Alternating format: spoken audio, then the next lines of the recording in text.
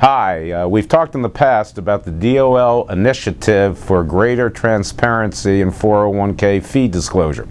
The DOL has two initiatives underway, one with regard to fee disclosure to participants and a second initiative dealing with fee disclosure by service providers to fiduciaries of plans. Now, both of those regulations are proceeding along, and we talked last time about when would these regulations become effective.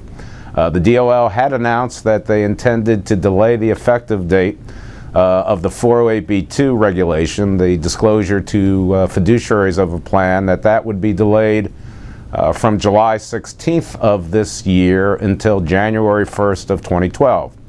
And recently, the Department of Labor actually took formal action to propose a change to the regulation to affect that intent.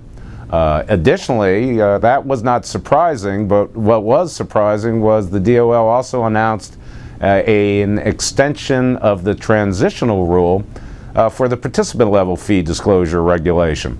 The participant level fee disclosure regulation, as written, has a special rule that allows the initial disclosures to be given to participants eligible on the effective date of the regulation. Those initial disclosures could be given as much as 60 days after the effective date.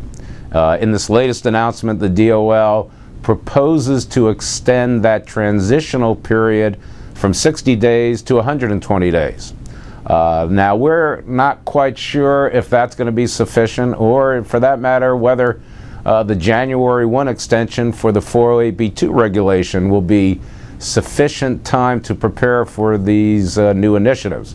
The 408B2 reg still has not been finalized, and there are a lot of questions what it will ultimately require, particularly with respect to a summary of the fees that a service provider may be charging.